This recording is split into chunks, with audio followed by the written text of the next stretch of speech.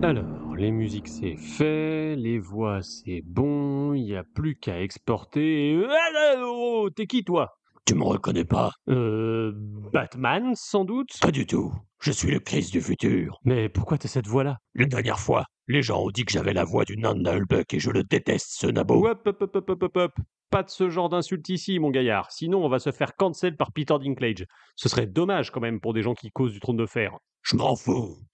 Très bien, et bah dégage alors. Attends. Attends quoi? Je suis pas venu pour rien. Oui, mais si tu retires pas tout de suite ce que tu as dit, je ne veux pas l'entendre. D'accord, je m'excuse, monsieur le nain de Nullbuck. Même si vous ne Bah, bah, bah, bah, m'entraînez... bah, bah, bah. C'est très bien. Merci, Chris du Turfu. Bon, qu'est-ce que tu venais faire? Je venais te prévenir. Me prévenir de quoi? Et tu veux pas arrêter avec cette voix? Bah si, je peux, mais du coup, on va avoir la même, non? Enfin bon, je voulais te prévenir de pas uploader ton podcast comme ça en brut, parce que sinon, voilà ce qui va se passer. Ton podcast trop long, il va mettre des heures à uploader. Et ça va faire fumer tous les serveurs de Spotify. À cause de ça, quelque part en Ouganda, quelqu'un qui voulait tranquillement écouter du RuPaul va se retrouver avec la danse des canards en boucle dans ses AirPods. Et ça va lui coller une méga chiasse de cerveau. Il va contaminer tous ses amis, et puis les amis de ses amis, et puis toute la capitale, et puis tout le pays. Et enfin, quand l'Ouganda finira par ressembler à un genre de Picsou géant en version live action, l'ONU va déclarer un plan Marshall géant contre la grippe aviaire pour éviter de stigmatiser la population. Tout le monde va mettre la main à la pâte, de canard, haha. Et en moins d'un an, tous les agriculteurs du Sud-Ouest seront passés en bio, et même que Cyril Lignac sera emprisonné pour crime contre la canarité. Et en quoi c'est mal ça? J'en ai marre, moi, des pubs de Noël de Cyril Lignac, alors Mais ça va pas s'arrêter là, car les canards d'Ouganda vont profiter de ce retournement de situation pour prendre le contrôle d'une ogive nucléaire et l'envoyer droit sur leurs ennemis de toujours. L'entreprise Le Coq Français. Et alors, tout l'Hexagone sera un champ de ruines et... Bah comment t'es encore vivant du coup? Je savais bien que c'était que des conneries. Bon écoute, c'est pas grave, je vais le découper en deux ce podcast et comme ça me permettra de dire qu'en novembre, pour compléter ce premier diptyque, on parlera de Ramin Djawadi avec Olivier Desbrosses d'Underscore et Total Tracks et Marjolaine de Popcorn Therapy. Ah, et aussi je vais pouvoir dire que nos invités viennent d'Elbakin avant le lancement, et ça c'est pas mal parce que j'ai oublié de le faire dans l'introduction le jour J. Et qu'il y a une playlist Spotify aussi en description pour écouter tous les morceaux dont on parle, et ça c'est plutôt pas mal. Ouais, d'accord. On fait comme ça. Bah pourquoi t'as toujours cette voix-là? Je sais pas. J'imagine que ça me rassure. Et t'aurais pas une place pour moi? Histoire que je reste écouter des trucs sur le trône de fer un peu. Pourquoi? C'est si nul le turfu? T'imagines même pas. George, il a toujours pas sorti The Winds of Winter.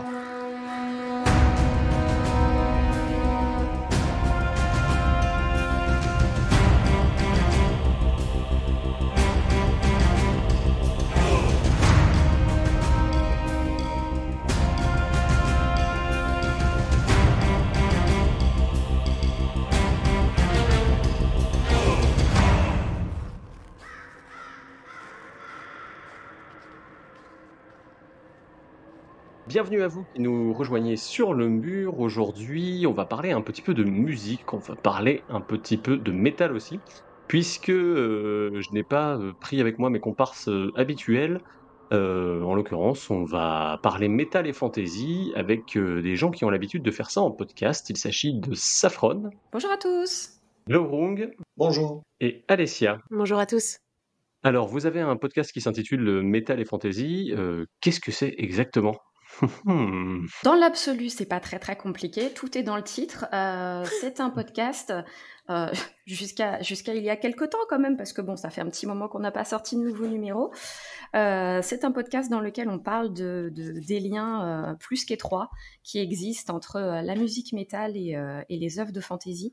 Donc ça peut aussi bien parler de groupes. Par exemple, on a fait un podcast sur le groupe Rhapsody qui avait eu Christopher Lee à la réputation qu'on ne présente plus sur plusieurs chansons. On a fait un podcast sur Michael Moorcock et la façon dont lui a écrit des chansons pour des groupes de rock à l'époque, et la façon dont Elric a influencé beaucoup de groupes. On avait une très intéressante interview avec Vincent Tassi, par exemple, un auteur français qui, en plus d'être auteur de fantasy, est aussi dans un groupe de métal.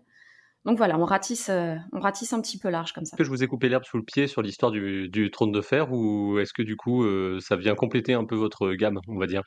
On n'en a pas parlé pour l'instant.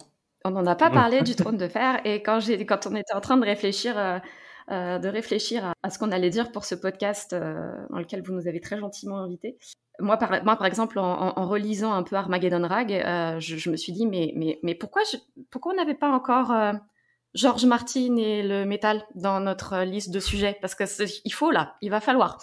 Donc on va voir ce qu'on arrive à en dire. Ben oui, et notre liste de sujets n'est pas courte, mais c'est vrai que ça n'y est pas. Après, je me suis dit aussi, je fais oh.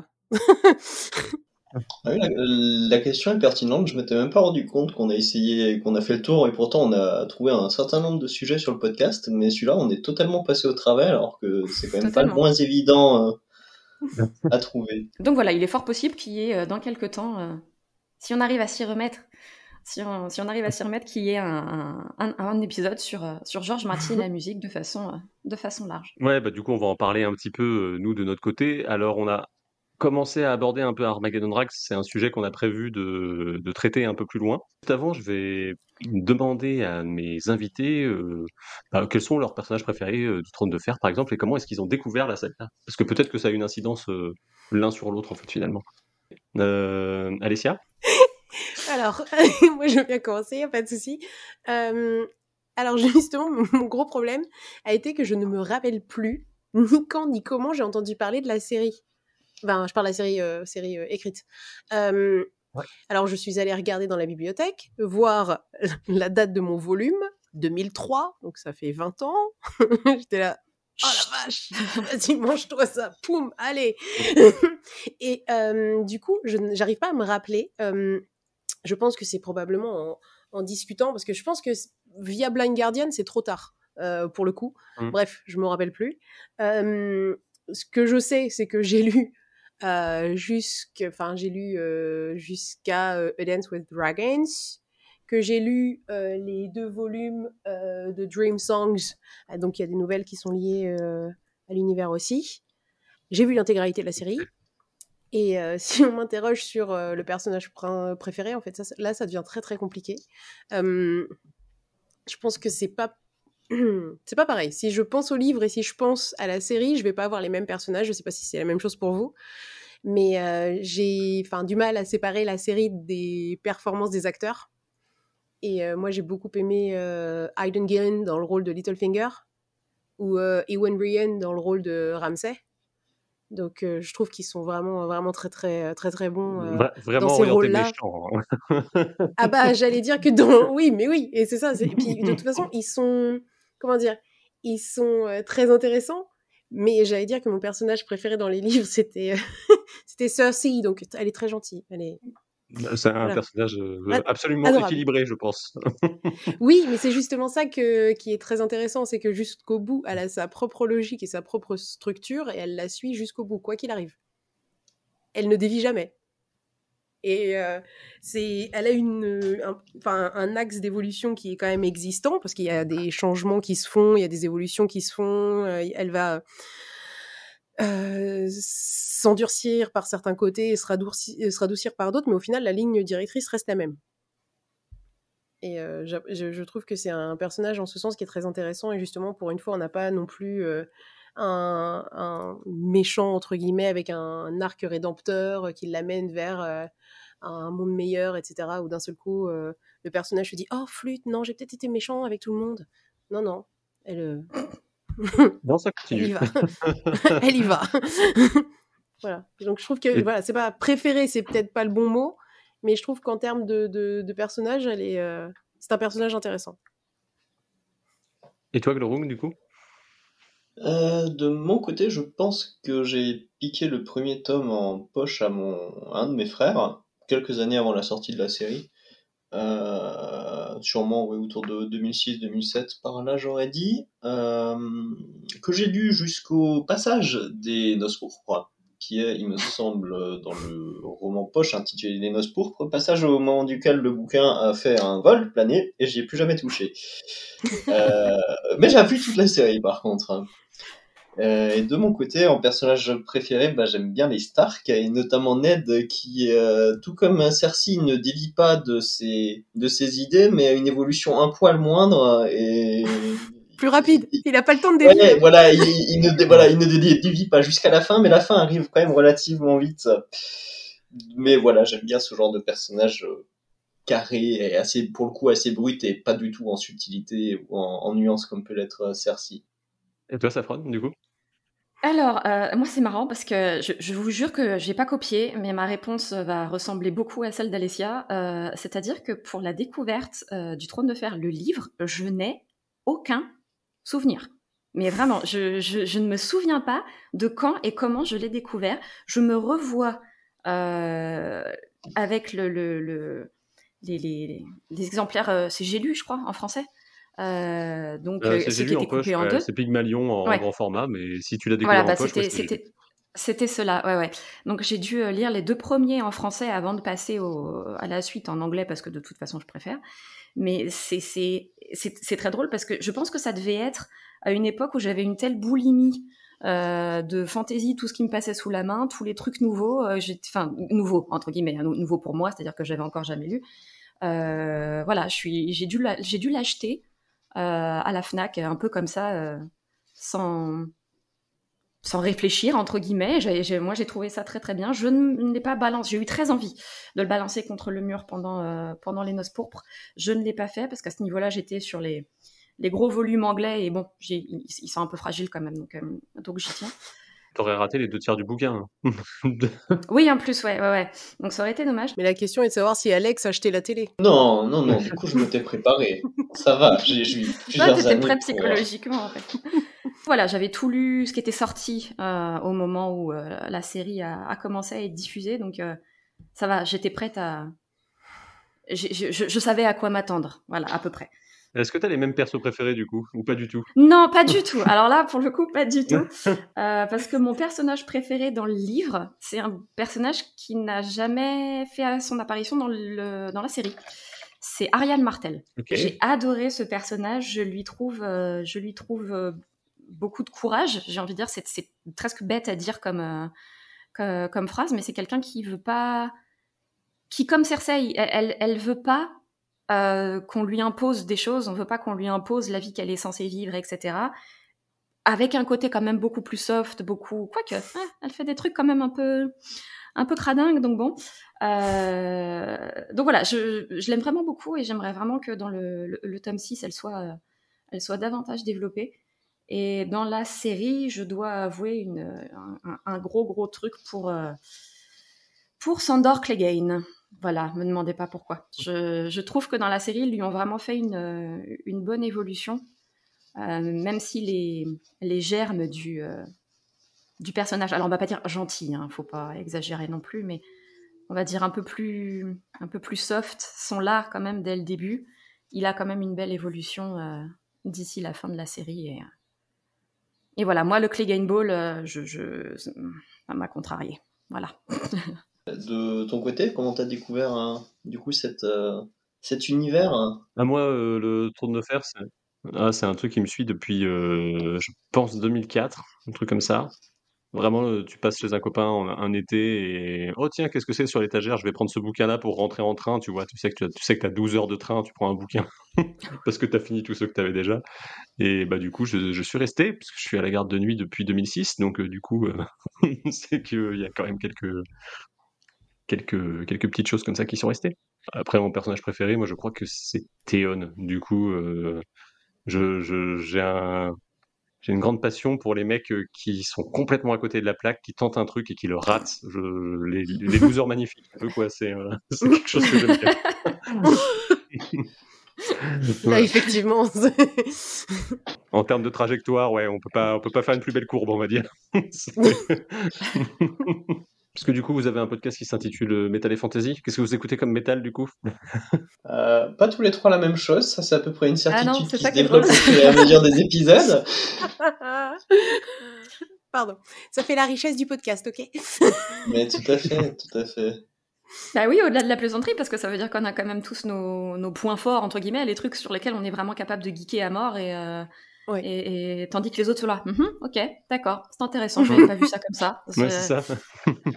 Non, c'est vrai qu'on n'a pas du tout les mêmes goûts. Ce que j'écoute en métal, ça va aussi fortement dépendre de l'humeur du jour. Donc, non mais effectivement, ça dépend. C'est-à-dire que si je suis... ça dépend ce que j'ai envie de faire, quoi. Mais j'ai démarré par Korn et System of a Down, ça c'est la base. Ça c'est ma base, ça ne varie pas depuis... c'est pareil, hein, depuis une vingtaine d'années, mon Dieu. J'adore Tool, j'adore la complexité musicale de Tool. Mais après, ça peut être... Enfin voilà, j'écoute beaucoup Insomnium, Kalma, Architect, Lorna Shore. Et puis si j'ai envie d'aller détruire un truc, je vais écouter du Chargot ou du Combi Christ, ou ça va vraiment partir aux deux extrêmes. Par contre, généralement, ce que je n'aime pas, c'est ce qui plaît à Saffron. Oh la transition. Jolie transition. Oui, alors c'est vrai que moi j'ai des goûts qui font beaucoup rire les gens chez Radio Metal, parce que je travaille aussi depuis 2007 pour Radio Metal, et tous les ans on nous demande de faire notre top 5 des albums qu'on a préférés dans l'année. Je me souviens d'une année où on m'en parle encore. Voilà, mais cette année-là sont sortis le dernier Nightwish et le dernier Cattle Decapitation. Donc en gros, c'est du métal symphonique et du Cattle, c'est quoi au bout d'un moment? Je te laisse définir. C'est du grind, quoi. Enfin, c'est presque du grind mélodique. Et les deux étaient dans mon top 5, et on m'en parle encore en disant, voilà, Saffron, c'est la nana qui est capable de mettre Nightwish et Cattle dans le même top 5. Bah ouais. Mes premières amours, c'est effectivement le métal symphonique, et j'aime toujours, il n'y a absolument aucun problème de ce côté-là. Mon groupe préféré, moi, c'est Nightwish, et ça le restera jusqu'à la fin des temps. Mais à côté de ça, je suis une grande fan de death. Je suis une grande fan de grind aussi. Moi, j'écoute Carcass du premier au dernier album, donc c'est pas un problème. Et puis de plus en plus, tout ce qu'il y a au milieu, quoi. Je suis partie, j'étais hyper limitée. Voilà, moi, quand ça commençait à hurler un peu, j'avais du mal. Et puis maintenant, comme disait Alessia, de temps en temps, il faut que ça hurle un peu, parce que ça permet de se détendre. Tu vois. Sur la route, pour rentrer de mes dernières vacances, c'était tellement embouteillé qu'on s'est dit, on va mettre du Heaven Shall Burn. Ça me semble une bonne base pour se détendre un petit peu et éviter de tuer des gens sur la route. Ça sera pas mal. Voilà. Et toi, Chlorung, du coup? Bah, par rapport à mes deux comparses, moi j'écoute du métal pour enfants. C'est aussi tout ce qui est. Je préfère les chants clairs, hein. Pour le coup, contrairement à d'autres. Du coup, ça va être tout ce qui est métal symphonique également, du power metal.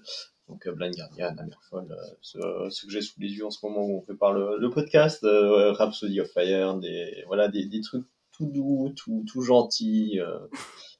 Tout plutôt très accessible d'une manière générale. Après, je découvre des nouveautés avec ces personnes-ci. J'écoute maintenant Insomnium, ça me plaît bien et tout, mais mes premières amours et les plus longues restent sur Power Metal et Metal Symphonique. Et de ton côté, ça t'arrive d'en écouter ou t'es pas du tout branché sur cette musique-là? Si, j'en écoute, mais alors après, du coup, j'ai vraiment... En fait, c'est une fois de plus, ça dépend de l'humeur. Plutôt tendance à écouter de la musique de film de manière générale. Du coup, ça me fait marrer parce que mes références de départ, c'était aussi du sympho, donc du coup, on était plutôt sur pour le coup, Nightwish et Rhapsody of Fire, ça reste des trucs qui me suivent depuis longtemps, je pense. Même si je suis pas sûr de toujours aimer ce qu'ils font maintenant, mais j'y laisse toujours traîner une oreille, au moins par curiosité. Et après, j'ai tendance à boucler sur des trucs genre We Butter the Bread with Butter ou des choses comme ça, et sans que je m'explique moi-même pourquoi ce truc-là, je boucle dessus. Voilà.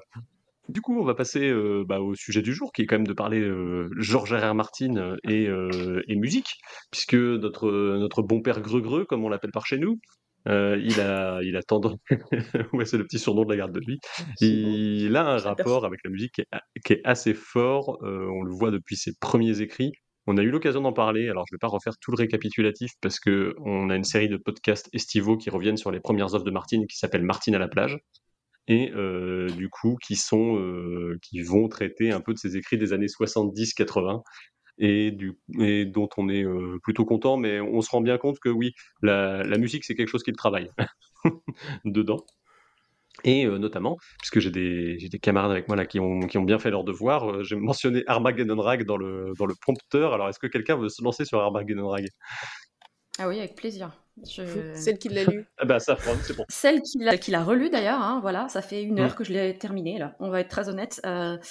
Et c'est quand je suis allée récupérer mon fichier numérique pour le remettre sur mon Kindle, Amazon m'a dit vous avez acheté ce fichier en 2013. Et là, j'ai pleuré. Voilà, donc j'avais lu Armageddon Rag pour la première fois en 2013. Et je dois avouer que j'en avais gardé un bon souvenir, mais les détails étaient très, très, très flous dans ma tête. Et du coup, là, je l'ai relu et je fais oui, non, effectivement, je ne m'en souvenais pas. Et j'ai adoré à la relecture, et je pense que là, il me sortira plus de la tête. J'ai trouvé que c'était vraiment une espèce de mélange entre Air d'un côté et The Dirt, donc la biographie de Motley Crue de l'autre. Donc d'un côté, le côté complètement flower power, faites l'amour pas la guerre, Woodstock, machin, tout ce que vous pouvez imaginer sur les années 60. Et de l'autre, le côté rock and roll totalement assumé, où il y a certaines scènes de Armageddon Rag, on se dit, mais elles se sont retrouvées dans le film de The Dirt, quoi. Donc c'est sex, sex, drogue et rock and roll à fond. Précisons quand même le pitch, c'est un bouquin qui parle d'un journaliste qui se met à mener l'enquête sur la mort du producteur d'un groupe qui s'appelle The Nazgûl et qui du coup s'est arrêté suite à la mort de son chanteur. Voilà, entre autres. Suite à l'assassinat de son chanteur sur scène, et ça c'est hyper important pour l'histoire. Et c'est drôle parce que quand on a commencé à parler de ce qu'on allait dire dans le podcast, pour Armageddon Rag, tu parlais de les années 60-70 fantasmées de Papy Georges. Et c'est drôle parce que j'y ai pensé tout du long à la lecture en me disant, c'est pas si fantasmé que ça, au contraire, c'est très triste, je trouve. Ah oui, il a une lecture qui est assez cynique presque de cette époque-là, en ayant fait partie pour le coup, parce que c'est quand même la période où lui il a été objecteur de conscience pendant la guerre du Vietnam et tout ça, donc on sent que c'est quand même du vécu. Et t'en parles pas aussi bien si tu l'as pas vécu, je pense. C'est ça. Et le constat est quand même, oui, effectivement, ce que tu dis, le constat est triste. C'est tout le monde est rangé, quoi, finalement. C'est ça. C'est tout le monde a vieilli, tout le monde s'est rangé. Et finalement, l'histoire, elle parle d'une époque qui a certes changé des choses, mais qui a pas fait le quart de la moitié de ce qu'elle voulait. Et au final, les jeunes des années 60, au début des années 80, ils sont devenus pas tous, et peut-être pas à 100%, mais ils sont quand même devenus ceux qu'ils détestaient dans la vingtaine, c'est-à-dire se battre contre l'établissement, c'est bien gentil, jusqu'à ce que... Il y a le personnage de Lark qui le dit très très bien. En gros, crever de faim et vivre avec 100 meubles, c'est sympa quand t'as 25 ans. Ça devient compliqué à 30, et à 40, c'est pathétique, en fait. Donc il y a cette espèce de progression où tu vois, au-delà bien sûr du fait qu'il parle de la musique avec une passion, avec une intensité, avec toute la force de quelqu'un qui a été là. Tu le sais, il a été à Woodstock, Georges, j'en doute pas, hein, donc ou en tout cas il était carrément baigné là-dedans. Il aurait voulu y être peut-être, mais peut-être, voilà, ça c'est. Mais oui, et puis ces références musicales sont absolument magnifique. Je veux dire, la dédicace au début, elle est à Janis Joplin, elle est aux Beatles, elle est à Jimi Hendrix, elle est à The Who, elle est à tous ces groupes-là qui ont fait littéralement l'histoire du rock, ce que nous on appelle aujourd'hui le classic rock, mais à l'époque c'était juste du rock. Donc voilà, c'est... Par contre, on ne me fera pas croire que les Nazgûl sont un groupe de rock, hein. C'est-à-dire que moi, dans ma tête, tout du long, j'ai vu un groupe de heavy traditionnel. Oui, moi aussi, en fait. Et surtout... c'est trop intense. Je dis pas que le rock était pas intense. J'aurais voulu être à Woodstock, hein, si on me dit tu peux prendre une machine à voyager dans le temps et aller où tu veux. Je pense qu'une de mes premières destinations c'est Woodstock. Je dis pas que c'était pas intense et je dis pas tout ça, mais il y a une différence par exemple entre Hendrix et Maiden, et moi j'ai plus tendance à voir, alors pas tout à fait Maiden, mais quand même la musique tend plus vers ce côté-là quand je lis les descriptions des scènes. Ouais, c'est ça. Les descriptions des chansons amènent quelque chose de plus métal quelque part que du simple, pas du simple rock, mais c'est pas forcément parce que c'est simple, mais juste parce que c'est autre chose en fait. Ouais, c'est presque trop violent pour du flower power. C'était. Sachant que vous avez fait un podcast sur Moorcock, vous avez dû retrouver quelque chose, non, sur le personnage qui monte sur scène un petit peu. Avec la description de Patrick Hobbins en tant que leader des Nazgûl, qui est décrit comme comment ça s'appelle, un albinos, donc avec des longs cheveux blancs, etc. Moi, dans la tête, j'ai forcément Elric. Et du coup, côté musical, je bascule côté Kiritungol, le groupe. Donc voilà, tout de suite, dans ma tête, c'est plus ça, la musique. C'est quelque chose de plus noir, plus quoi. ça que du... Ouais, beaucoup plus noir, beaucoup plus sombre. Et puis, je sais qu'il n'a pas écrit la totalité des paroles pour les chansons dont il parle dans le bouquin. Eh ben alors ça, c'est un... Je sais pas, tu l'as lu en VF ou en VO, du coup? VO. Parce que normalement, il y a une édition qui regroupe toute une... il y a une annexe à la fin où il a écrit pas mal de paroles des chansons. Ah Et ouais, avec d'accord. avec une discographie fictive et tout ça pour les Nazgûl. Donc on est vraiment sur je l'ai pas. J'ai pas cette version-là et je le regrette parce que ça aurait été il existe hyper une version intéressant. comme ça et je crois qu'il y a une première version en français mais qui a été éditée dans les années 70-80 du coup, qui reprend ça, mais c'est de l'ordre de la pépite à trouver chez un bouquiniste, quoi. Ah oui, tu m'étonnes. Et ça a été coupé dans les versions ultérieures de l'ouvrage. Eh ben, c'est très dommage, parce que je pense que ça rajoute quelque chose de très intéressant. Comme les remerciements à la fin, d'habitude, on a plus l'habitude des remerciements en mode merci à mon chien, ma femme, mes profs de primaire, etc. Là, c'est vraiment les remerciements, c'est les citations de toutes les chansons de groupes cultes qui sont mentionnées dans le bouquin à un moment ou à un autre, chapitre par chapitre. Donc, ouais, vraiment très, très, très, très belle référence là-dedans. Il n'y a rien à acheter, hein, clairement. C'est la base du rock, et si on devait garder que ça, on aurait de la bonne musique jusqu'à la fin des temps.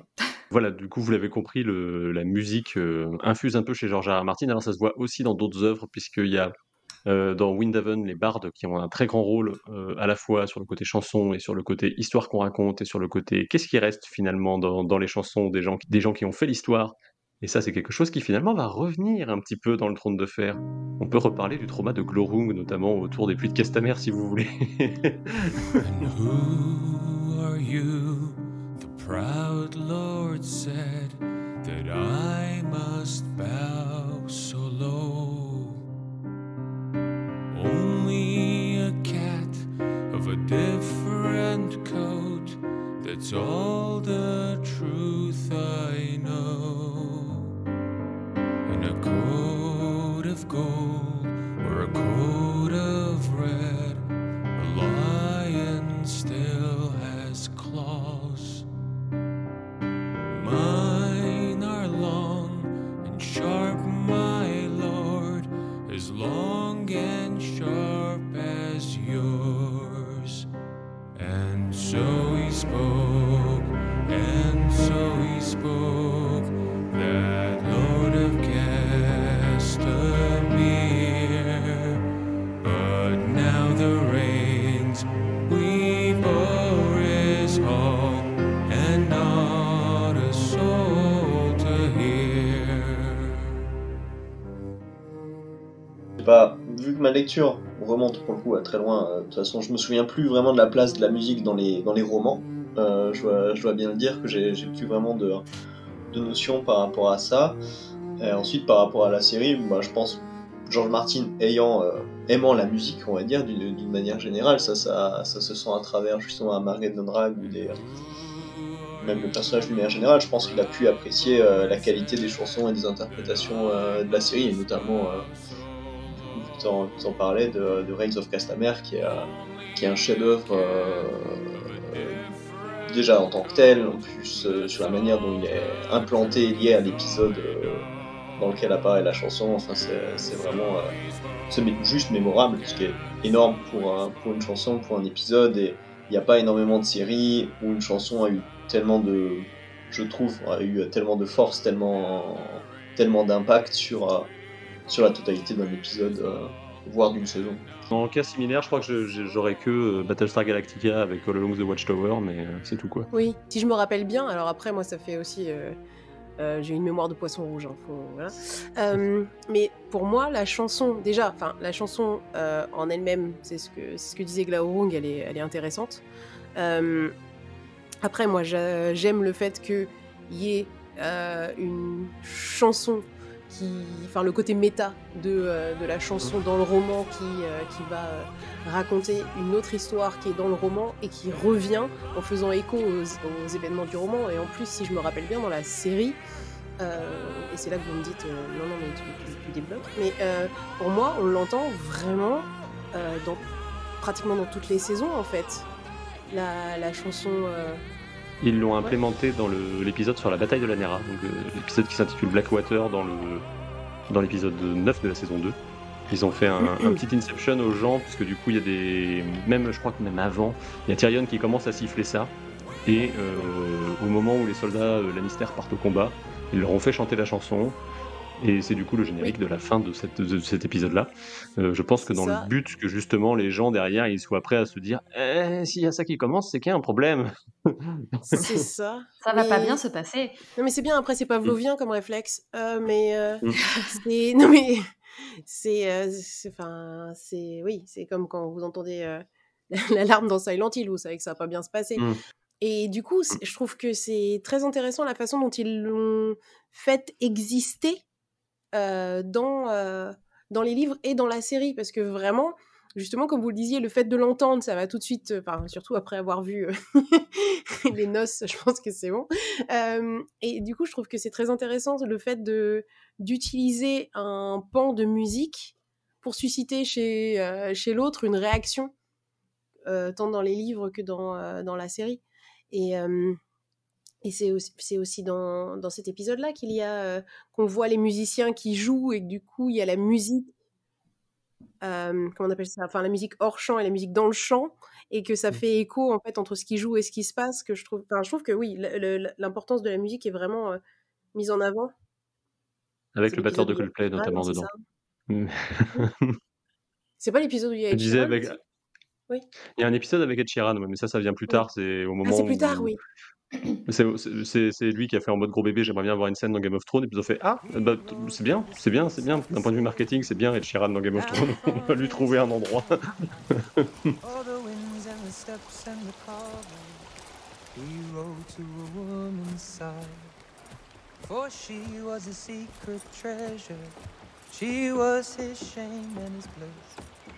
And a chain and a keep are nothing compared to a woman's kiss.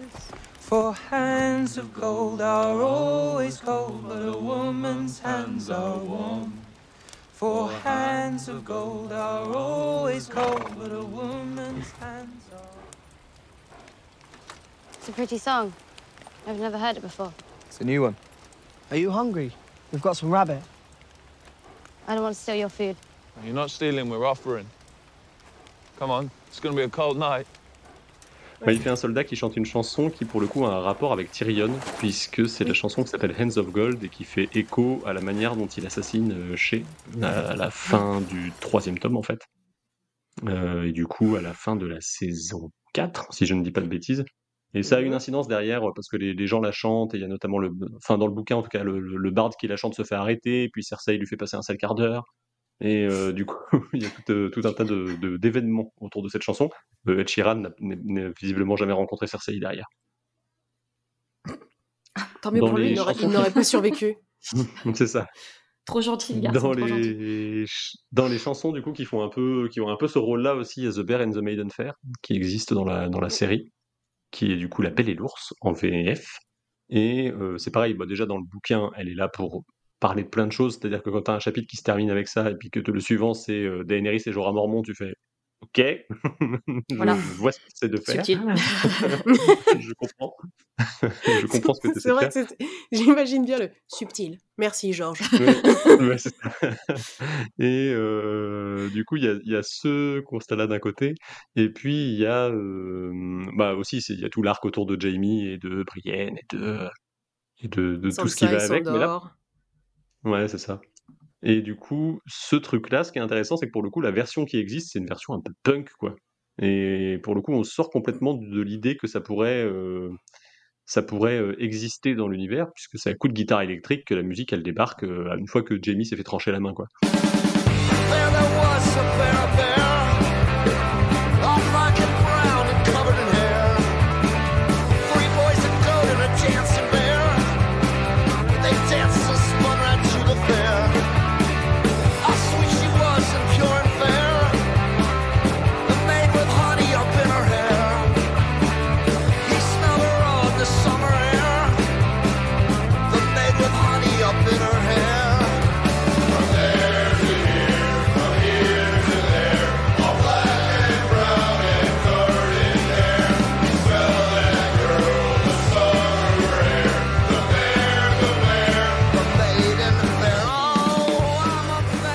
Je me souviens m'être dit en voyant cet épisode, ça y est, ça vient de déclencher un truc dans ma tête. Maintenant que tu parles de côté punk, je me souviens que effectivement le générique de cet épisode commence et là tu fais hein. C'est vraiment la seule et unique fois où il y a une telle déconnexion entre la série et la musique. Ça m'étonne pas dans The Great par exemple, où The Great elle finit par être bangée sur Highway to Hell, je crois, je sais plus, et c'est complètement canon, hein, c'est-à-dire qu'elle banque vraiment sur Highway to Hell. C'est normal, je m'y attends. Donc, comme Game dans of Chevalier. Thrones, oui, voilà, par exemple, We Will Rock You, c'est ça. Mais dans Game of Thrones, je m'y attendais vraiment pas, et c'est le seul et unique moment où on a cette oui, parce que tu cette déconnexion totale. À la rigueur, à entendre de Bard's Song, tu vois. Oui, un truc comme ça, mais c'est... Ou une chanson bien tragique après que Jamie s'est fait couper la main, mais pas comme ça. Donc... Oui, non, c'est vrai que celle-là, elle est vraiment... Puis même quand on écoute les BO, parce que on en parlait tout à l'heure, mais c'est aussi quelque chose que je fais pas mal, donc d'écouter des musiques de films quand je travaille notamment. Celle-là, moi tout de suite à chaque fois je suis là. Hein, quoi ? Ah oui, pardon. C'est vrai que t'es là. Mais je crois que moi dans ma version MP3, parce que je crois qu'elle est au milieu de l'album, mais dans ma version MP3 je l'ai remise à la fin. Parce que vraiment ça me perturbe. Oui, c'est ça, moi aussi ça me sort à chaque fois de ma concentration. Je suis ah oui, la voici. Mais du coup c'est intéressant ce choix, parce que là la suspension du réel, elle se prend une grosse claque dans la tronche, quoi. Heureusement que c'était le générique, hein, parce que ça veut dire que t'as le droit de sortir de l'épisode. C'est un peu brutal comme sortie, mais t'as le droit de sortir de l'épisode quand même. Tu sors de l'épisode mais avec un coup de pied aux fesses. On te vire C'est de un peu l'épisode. J'aime bien quand les séries font ce genre de choses. Bon, c'est quelque chose qui, quand on regarde des animés, c'est très classique. Quand t'as la fin de l'arc et paf, nouveau générique de fin, etc. Mais dans les séries comme que ce soit le Trône de Fer, où il y avait eu ça aussi des fois dans Buffy par exemple, ça change. D'un seul coup tu fais oh là c'est un moment charnière, il vient de se passer quelque chose, tu le sais. Et puis dans les dernières chansons, il y a eu la chanson de la saison 8 aussi qui était Jenny of Old Stone, qui pour le coup a des paroles qui ont été complétées, parce que toutes les autres ce sont des paroles que George R.R. Martin a écrites. Alors au contraire de celle-ci où ils ont été obligés, mais il y a que 2 lignes, peut-être il va falloir qu'on en écrive d'autres, quoi. donc il y a eu un petit rajout, donc la chanson n'est pas canon complètement, quoi. High in the halls of the kings who are gone, Jenny would dance with her ghosts, the ones she had lost and the ones she had found. The ones who had loved her the most, the ones who'd been gone for so very long, she couldn't remember their names. They spun her round on the damp old stone, spun away her sorrow and pain. She never wanted to leave, never wanted to leave, never wanted to leave, never wanted to leave. They danced through the day and into the night, through the snow that swept through the hole, from winter to summer and winter again, till the walls did crumble and fall. And she never wanted to leave, never wanted to leave.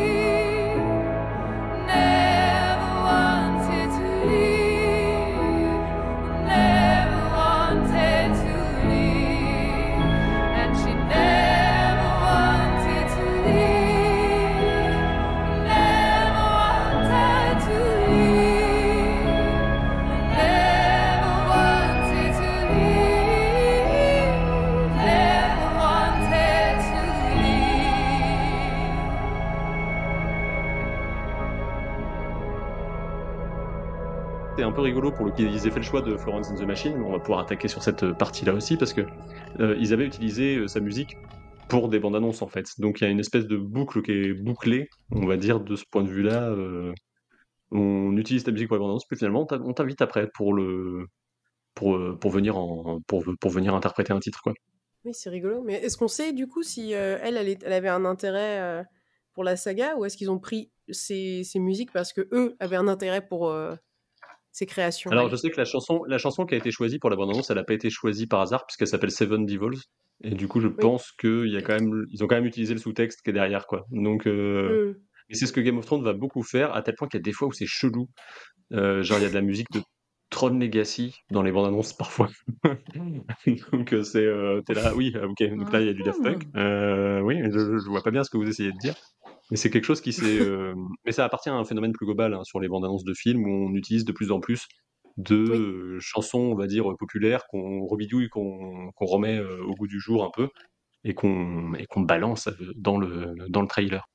Après, Game of Thrones est un produit de la culture populaire, on va dire, et du coup, on utilise des chanteurs populaires pour ça, que ce soit Florence and the Machine, que ce soit The National, ou que ce soit le fait de mettre Ed Sheeran dans une série, c'est pas anodin les liens qu'on met entre les deux, entre le chanteur, entre l'interprète et son aura finalement. Ça peut être à double tranchant aussi, parce que c'est toujours intéressant de voir les choix qu'ils peuvent faire, parce qu'il y a vraiment, pour moi, les gens qui vont écouter par exemple Florence and the Machine, ça va pas du tout être les gens qui vont écouter Ed Sheeran, enfin peut-être que je me trompe, mais du coup, une partie des gens qui regardent pourraient se dire, par exemple, qu'est-ce qu'il fait là, Ed Sheeran Ah bah une partie se le sont bien demandé, ouais. T'as vu l'état des réseaux sociaux après son apparition dans l'épisode. Les gens se sont bien demandé ce qu'il faisait là, et ça s'est pas forcément super bien passé pour lui. Ouais, en termes pour le coup, tu parlais de trucs qui sortent avec le générique. Là, je trouve que dans l'épisode, il y a un truc qui te sort, quoi. C'est ah oui, ce visage, je le connais, il appartient pas à Game of Thrones, quoi. Ouais. Tiens, un clip. Ouais, c'est ça. C'est pas amené subtilement, c'est ça le problème. S'ils avaient voulu faire un caméo, il y a pas de problème. On a suffisamment vu de caméos de personnages connus, de têtes connues dans des séries ou des films, etc. Mais là, c'était vraiment pas subtil, en fait. Là, c'est « Ah oui, au fait, Ed Sheeran ». Bah oui, tu vois moins les membres de Mastodon, par exemple. Tu sais pas, en même temps, ils ont bien la barbe, les cheveux longs qui vont bien avec... Ils pourraient faire des Wildlings, hein, il y aurait pas de problème. Hein. Bah, ils sont des Wildlings. Ah, ils le sont, c'est ça? Oui, ah oui, ok. Mais oui. Ceci n'était pas une blague. Je sais que je fais des blagues à froid, mais saison 5... J'avais oublié qu'ils étaient là. Ils étaient dedans. Oui, certains d'entre eux sont apparus, ils étaient dans un des épisodes. Justement, effectivement, en termes de Wildlings, ils se posent sans maquillage, sans perruque, sans costume, sans rien. Tu les mets tels quels sur le tournage. On est bon. Non, mais c'est ça. Il y a des gens qui sont passés. Il y a un chanteur aussi qui s'est retrouvé à chanter The Bear and the Maiden Fair dans une scène, mais je ne me souviens plus à quel groupe il appartient. Donc je me souviens qu'à l'époque, ils en avaient un peu parlé en mode petite c'est promo. Le chanteur de Snow Patrol. Ah oui, c'est ça, exactement. C'est Gary Lightbody. Sniffed and roared and smelled her there. She kicked and wailed, a maid so fair, but he licked the honey from her hair.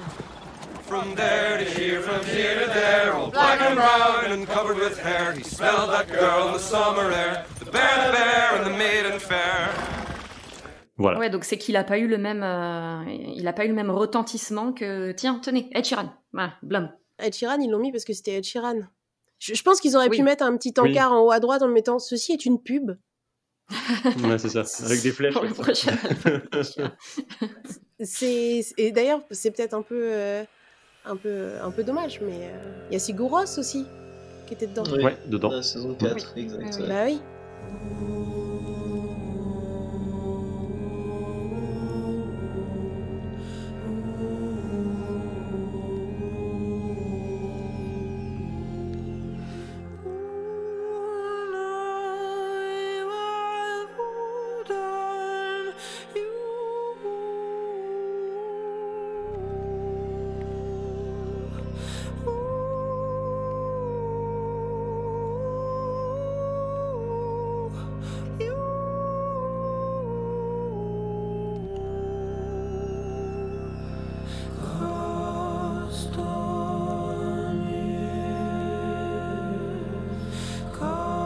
Se poser la question, vu que la série, elle a monté en puissance au fur et à mesure des saisons, si on enlève les dernières.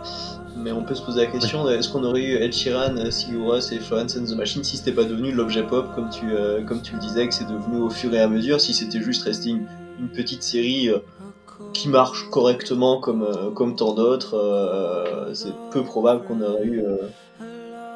La preuve en est que le batteur de Coldplay c'était vraiment de l'ordre du caméo, du petit caméo du fond de la classe, quoi. C'est du coup, donc on n'est pas du tout sur les mêmes Non, mais c'est représentations. pareil, je veux dire, les membres de Mastodon, faut savoir qui c'est. Hein.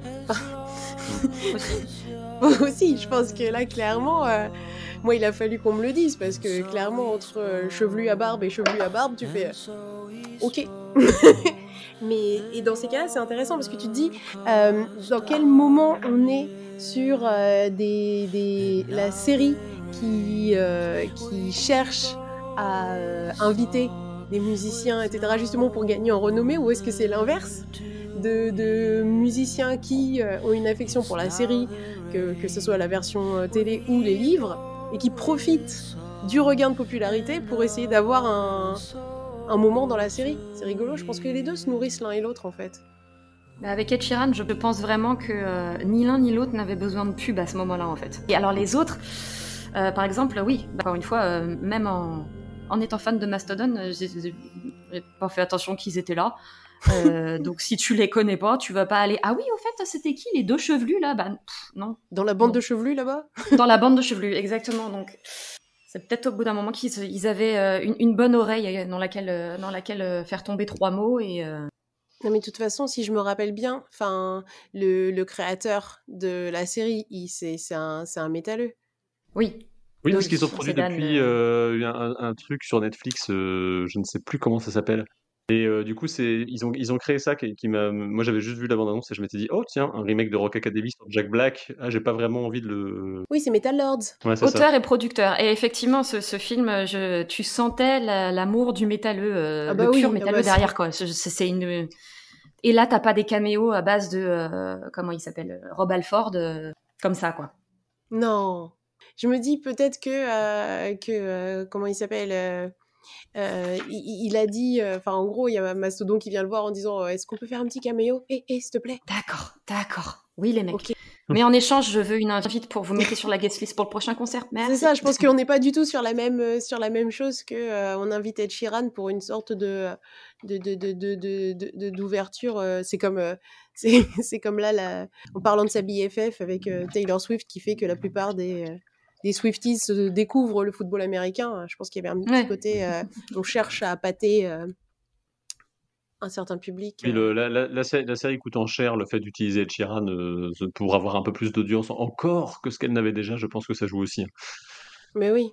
Non, mais je pense qu'on est vraiment sur deux aspects différents et un rapport à la musique qui est différent. Je pense qu'il y a vraiment deux...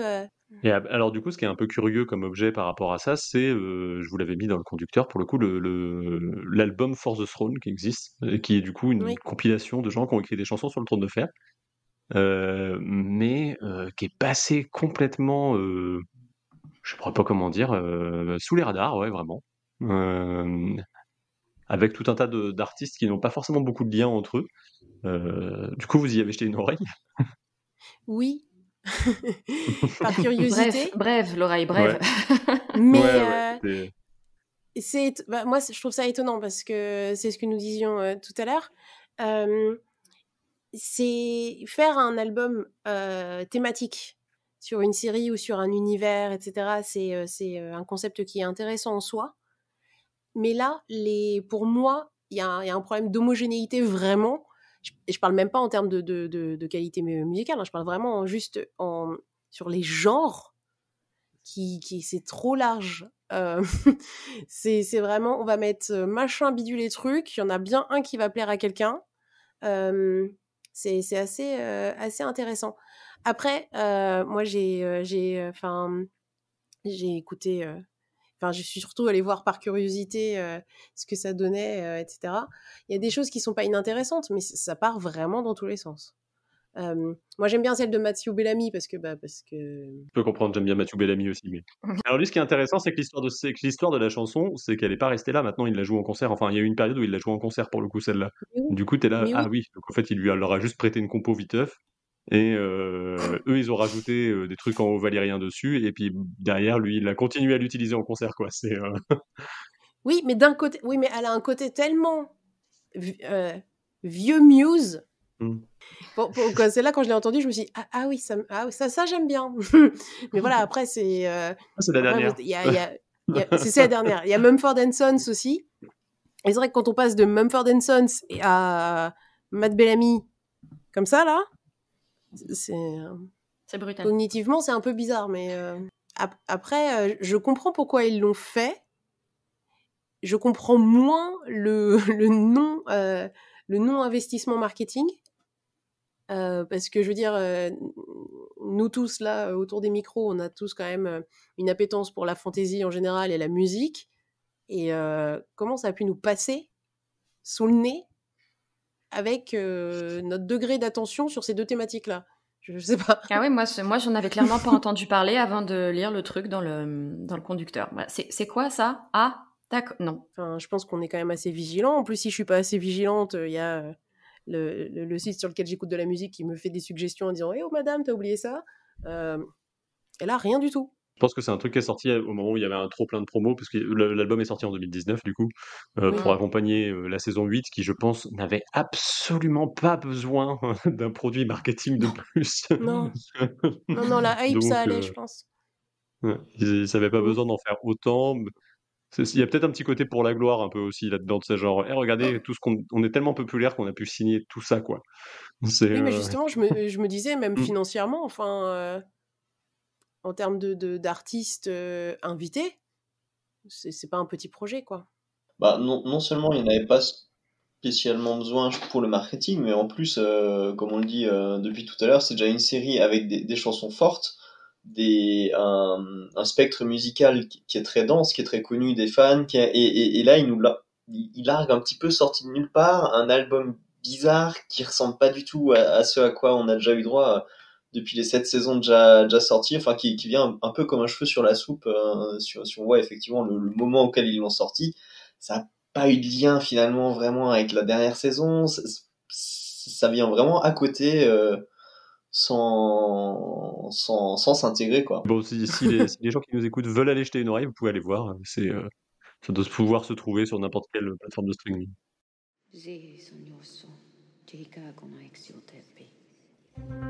voilà, c'est terminé pour aujourd'hui. On se retrouve lundi prochain pour la suite et fin de ce diptyque. On y causera toujours de musique et cette fois on parlera de comment le métal s'est approprié le trône de fer avant l'arrivée de la série. Il y aura aussi 2-3 autres petites choses au programme, je vous rassure. Vous pouvez nous retrouver sur les réseaux sociaux, Facebook, Twitter, Instagram, YouTube ou plus simplement sur le forum de la garde de nuit pour commenter et nous dire si vous avez aimé cet épisode. Il y a également le Hello Asso en description si vous voulez donner votre obol à la garde et permettre au mur de tenir debout. En attendant, je vous laisse avec la chanson Pray de Matthew Bellamy dont on vient juste de parler et on se retrouve la semaine prochaine.